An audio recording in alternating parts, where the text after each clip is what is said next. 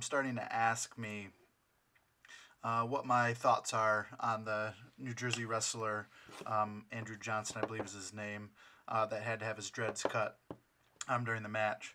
And, being a coach and being in the position in a wrestler who had a wrestler for a long time, his name was Marquise Moore, that had dreads. Right off the top of my head, I've always wanted to say the last thing I would have ever done is put him in a situation where he would have had to cut his dreads. And I don't really know what's different between that, because I have had wrestlers in the past that have had their hair cut, and I guess it wasn't that big of a deal. But I knew for a fact it was one thing with Marquise, that if he ever had to have had his dreads cut, he wouldn't have wrestled, and that's part of the reason why I wouldn't have put him in that situation to begin with. So let's start off. I guess I should say that I am and have been a coach in Michigan and Ohio. Sort of worked was, it can't be below your eyebrows, below your ears, and then below the nape of your neck. And if it was any longer than that, for a long time, you could wear a skull cap, which was like an Under Armour thing that football players put underneath their helmet, and that would suffice. Probably 3 or 4 years ago, the rules changed where you had to have a special head covering that attached to your headgear. And the first year that the rule came out, there wasn't even a product to do that, so they still allowed the skull caps to happen.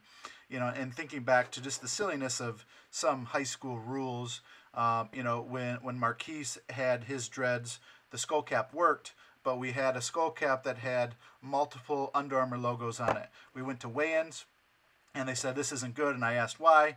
You can only have one logo on it. So to talk about, the qualifications of the hair and how it has to work, we talked about the eyebrows, the ears, and the nape of the neck, and anything underneath that had to be inside of a cap. But it also said that it could only have one logo on the thing that you're showing, so we had to get a Sharpie and Sharpie out all of the things. So, I guess I can tell you for a fact that in wrestling and practicing with Marquise, the dreads did hurt. So I can see a reason why there should probably be a rule to make sure, for safety for everyone, that would be covered up.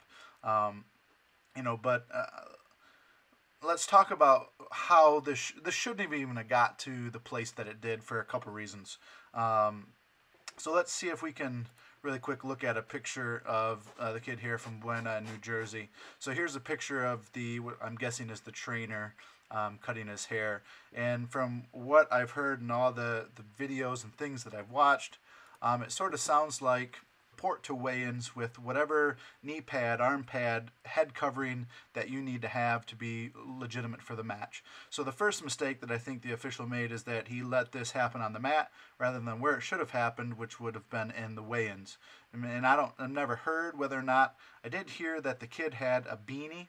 Sounds like maybe it was a high school cap, like a winter cap that he had on, and apparently that wasn't good enough, which wouldn't be according to the rules, for having the proper head covering. So my question is, did that was that presented at weigh-ins? Was there an official at weigh-ins? Just some things that are on the top of my head, so it wouldn't even have got to a situation that it got to on the mat where he would have had to cut the dreads.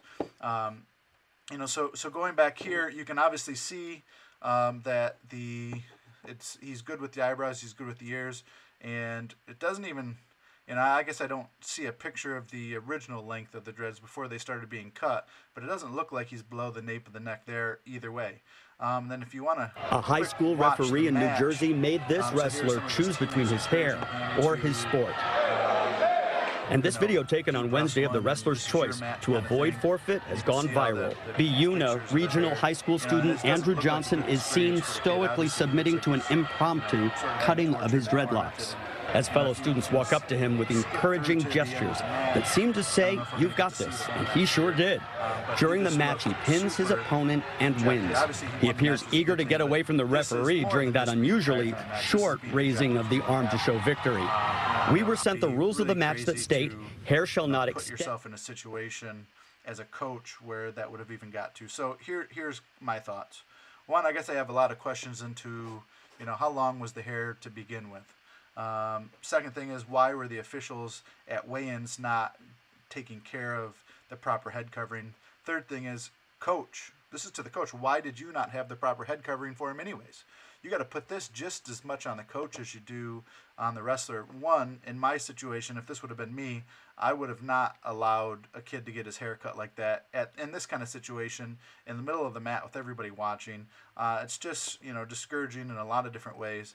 Who knows if the kid actually made this decision or if he was, guilted into making this decision. But I think you got to put this on the coach.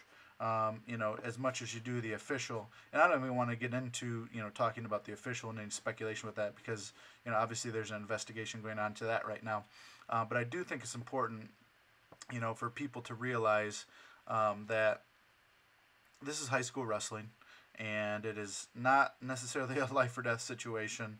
And I don't know, did people want to go viral? Did they want this to be a situation? I don't know. But I just know if I'm that coach in that situation, one, I'm going to have the proper head covering for him, so this doesn't have to become an issue anyways. And it would be interesting to see Marquise's, perspective on this situation. Obviously, if we look back at this picture here, Marquise's dreads were a lot longer than this, and the hair covering was good enough.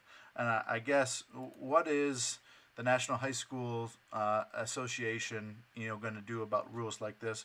What is the state of New Jersey going to do about this?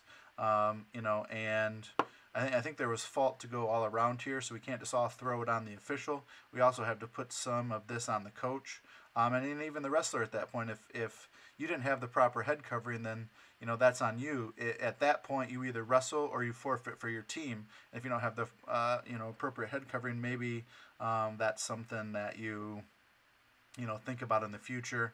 I just would have liked to have seen this not get to a situation where it had to be out on the mat and it had to be the kind of discouraging thing that it was.